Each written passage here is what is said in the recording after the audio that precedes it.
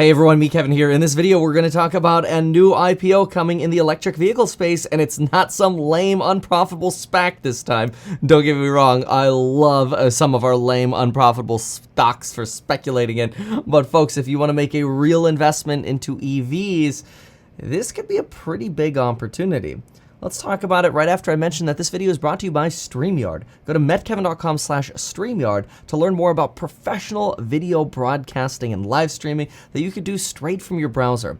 metkevin.com/StreamYard, it's exactly what I use every time I live stream, to put up comments, to operate the live streams, to get thumbnails and titles set, to schedule live streams. It is an incredible software, and you can even multi-stream to different platforms like Twitter, Facebook, Twitch, you name it. Take a look at StreamYards by either going to streamyard.com/meetkevin or metkevin.com/StreamYard. Okay, folks, let's get into the video. So, MobileEye, folks. MobileEye is currently owned by Intel. I have been wanting to invest in MobileEye ever since I saw a 2016 video of a car using MobileEye technology, using, self-driving essentially through Israel. Now, MobileEye uses mapped data, LiDAR, and a lot more information than Tesla's use to drive autonomously through cities. Here's a video that was posted more recently, about 4 months ago, of a MobileEye-equipped vehicle driving through New York and Manhattan. One of the benefits of MobileEye is that it can be equipped to multiple different vehicles.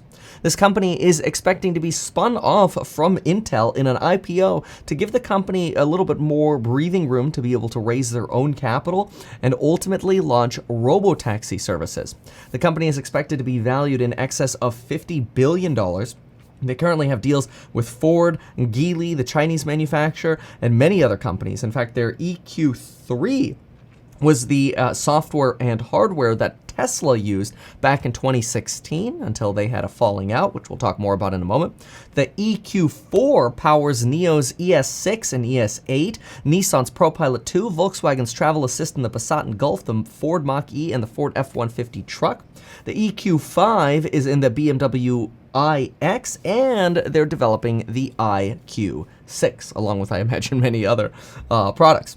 Now, I'm really excited for this company, but I do know that their S1, when they finally disclose that they're going public with the SEC, is going to be critical. Now, what's really interesting is we already hear that this company has over $442 million of operating income over the last 12 months. This is so different from a potentially unprofitable SPAC because this company already appears to be making a boatload of money and profit. That's going to make this a very interesting and potentially hot IPO. Now, obviously, its competitors are companies like Apple developing its own software, autonomy software for self-driving, companies like NVIDIA, Qualcomm, also working on their own self-driving chips, and Tesla. No doubt Tesla, because Tesla does not use MobileEye anymore. Chevy Cruze is probably the biggest standalone comp that I could think of in terms of valuation. Chevy Cruze was purchased by GM for $1 billion in 2016, valued at $19 billion in 2019, valued at over $30 billion in 2021, which, if you wanted to buy Chevy Cruze shares on the stock market, if you put $100 into GM, you'd basically be putting about $30, or maybe even closer to $33, into GM Cruze. Remember, GM Cruze uses mapped software and LiDAR for its autonomy software. You've also got to pay attention to the road. It's got those lights on the wheel that kind of beep at you if you take your eyes off the road. Although Tesla's kind of started incorporating the cabin camera for this purpose as well, though there does seem to be a cool down in terms of how often it'll beep at you, at least from my experience with the vehicle. Now, we are expecting that robotaxis will be launched in really the next few years by multiple different companies, both MobileEye expecting a launch in the middle of 2022 for robotaxis, and GM Cruze, Chevy Cruze, expecting to launch robotaxis over the next few years, and they expect that to be a $50 billion revenue opportunity. Folks, MobileEye was bought by Intel for $15.3 billion in 2017. I actually considered investing in Intel to get basically my hands on MobileEye as a way to diversify away from Tesla and other EV plays. But I realized that if I put $100 into GM, $33 would go into Cruise. But if I put $100 into Intel, only about $1 or $2 would actually go into MobileEye. That didn't make sense. Now the company's being spun off, that could lead to a lot of opportunity for that company to raise capital, for a lot of people to be able to invest in the company. Now, Tesla stopped working with the company. They ended their partnership with MobileEye following a fatality of a car failing to see a white tractor trailer cutting the driver off on the highway, and the car driving under that tractor trailer killing the driver. There were also expectations that potentially the driver was distracted, watching, I think it was Harry Potter on his laptop. But there was, at that point, an argument that Elon made that he wanted to create more advanced technology that wasn't being held back by being able to support hundreds of models from legacy companies. That's because Elon Musk believes, hey, why don't we just create one product that we could use for our cars, and we don't have to make this be able to retrofit onto basically hundreds of different models. It's much easier just to have 4 or 5 different vehicles and have our autonomy software perfected for these vehicles.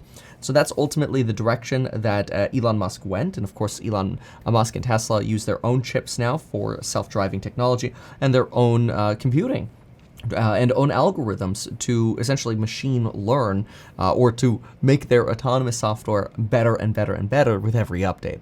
I've personally seen this, having owned a Tesla since 2017. I've seen the autopilot software go from absolutely miserable to pretty phenomenally incredible without even taking the car in for service. These are all just through over-the-air updates.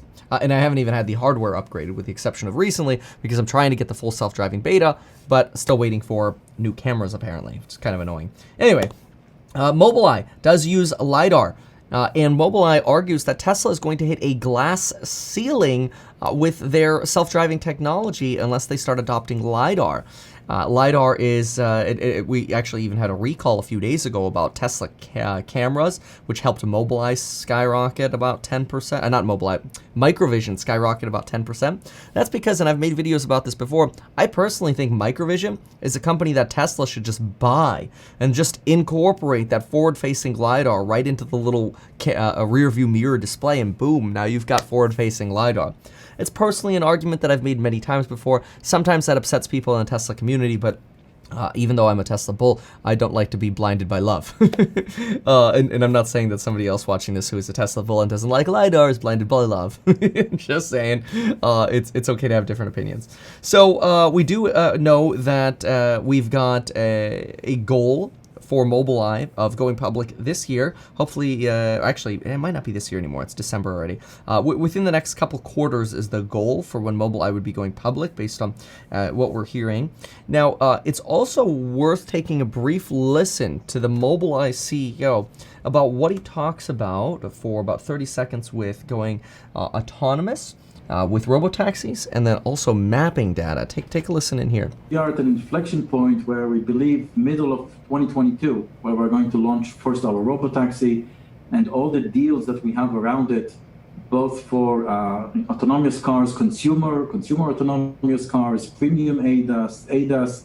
It's a huge growth that we have experienced, and lots and lots of value going forward. And what is missing is visibility, and this is exactly what an IPO will provide MobileEye. And this value that will be created would benefit Intel going forward, because Intel will still remain the majority shareholder of it. Worth noting, Intel's still going to be a majority shareholder. We're going to jump on over to about 3 minutes here just to listen to another part that's interesting. Both for autonomous driving, for ride-hailing, but more importantly for going for premium ADAS. For a premium ADAS is something that covers 95% of the driving. ADAS is advanced driving support software, and I actually cut this off a little bit here. He's talking about maps, how important mapping is, and I want to talk about that in Tesla briefly. And we have been mapping the world, and this gives us a huge asset going forward, both for autonomous driving, for ride-hailing, but more importantly for going for premium ADAS. Right. So this is a company that believes you need to use premium maps, that you need to use LiDAR and all of the technologies that you have available to essentially your company. This is completely the opposite of Tesla and Elon Musk, who are much more focused on eliminating parts. The best part is no part. Let's have no radar. Let's have no LiDAR. Let's focus on vision, because that's what humans use. Humans use their eyes, so why do we need anything more than that? We don't need to map roads. We want to be able to take a vehicle anywhere, not just on mapped roads to be able to drive or use self-driving. So these are some massive differences, of course, between Tesla and MobileEye. I expect MobileEye to be a massive competitor to Tesla, and to some degree, I think that Microvision and MobileEye could be deemed hedges against an investment in Tesla, and ultimately, I think they are both directionally positive. I think if you invest in Microvision, MobileEye, and Tesla, you're not going to be upset. Hashtag no guarantees. But I can tell you, you'll be very, very happy if you check out StreamYard. Go to StreamYard.com/meetkevin to learn more about how you can integrate professional live streaming and broadcasting software into your world and figure out how to make some money. All right, folks, thank you so much for watching. We'll see you in the next one. And thanks again to StreamYard for sponsoring today's video. StreamYard.com/meetkevin.